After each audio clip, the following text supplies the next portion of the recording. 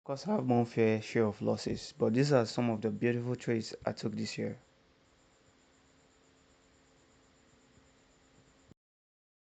Now, I could pull this off thanks to my knowledge of market structure and the concept of liquidity. Now, for market structure, I already did a video on that and I titled it Market Structure the Right Way. So, before you watch this video, it's very important you know what I said in that video. Go to concept, and it's the first video I made in concept.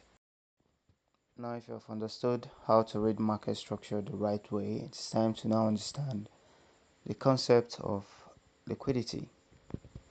Which brings us to this video where I'm going to tell you the various forms of liquidity and how to use this knowledge to make better trading decisions. Liquidity is basically money, and this is me keeping it simple. And on your chart, the money is where the market orders are, be it your market execution order, your stop losses, and even where you put your take profits. And you can argue that alongside the theory of supply and demand, liquidity is also the driving force behind market movement.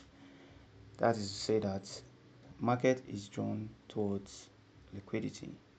Now, when we talk about the forms, we can talk about highs and lows, which is the most basic.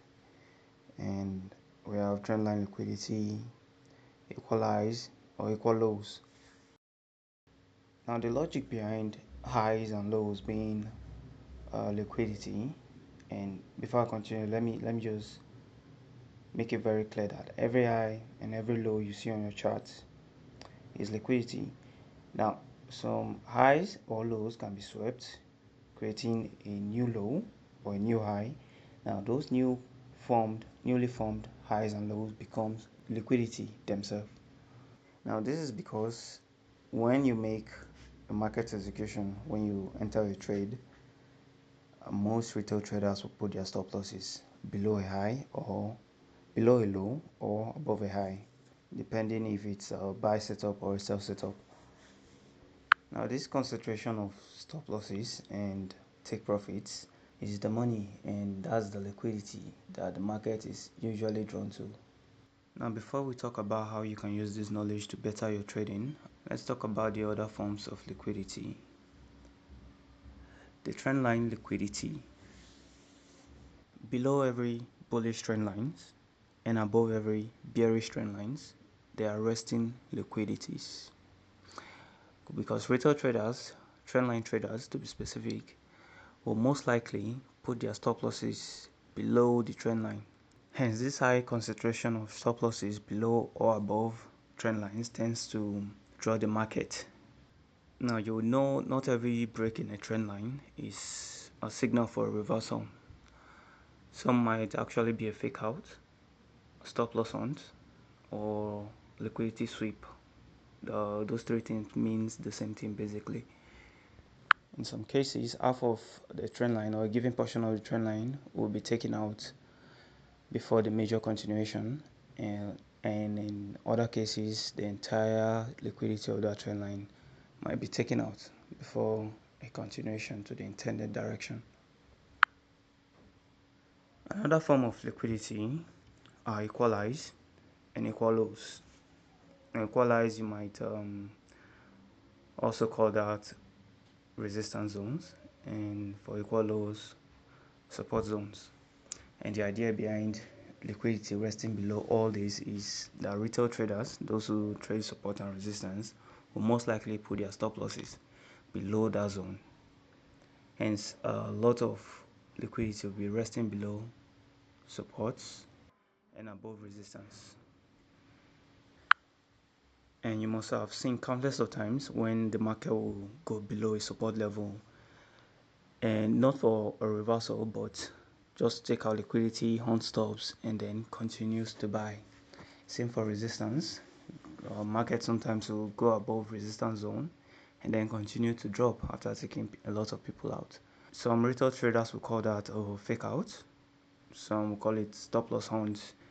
But what just happened, regardless of what you decide to call it, is a sweep of liquidity. The knowledge of this is very important. It helps you to know and improve stop loss placement also profit taking. You can also take advantage of this knowledge in trade execution. Using liquidity as an extra layer of confluence may, in fact, will definitely improve on your win rates.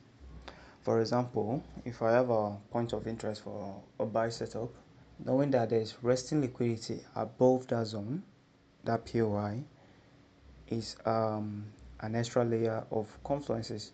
It means since there's already a liquidity to be taken out before the expected movement, then it is less likely that the point of interest will be the liquidity itself. If the point of interest I'm willing to take a trade from has no resting liquidity above it, then there's high probability that that zone itself will be the liquidity, and market might just decide to go through it before playing out the way I expect and expected to trade. There's this saying, if you fail to spot the liquidity, you yourself might be the liquidity, and that is not a position you would want to be. I've ignored countless of zones for a buy setup because there's no resting liquidity above it. Same goes for sell. There's no resting liquidity close to it, the zone of interest. Then that zone okay, that zone is not a place I want to take a trade from. So after identifying my market structure and getting my point of interest, and I think the next video is going to be point of interest, how to identify valid points and the criteria that I use to determine my own point of interest to take a trade from.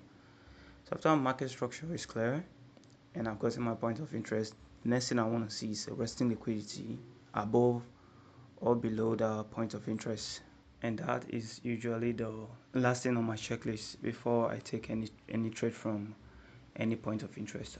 As for stop loss placement, of course, it's common knowledge to always put your stop loss below highs or below lows and above highs. That is to put your stop loss below liquidity and above liquidity.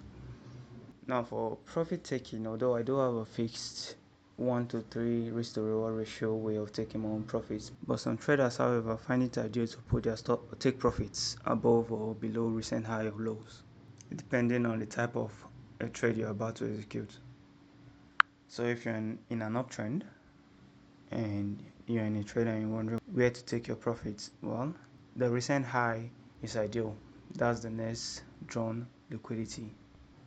And if it's a sell setup, well, you can take your take profit. You can put your TP at the recent low, and it is expected that the market will be drawn to that.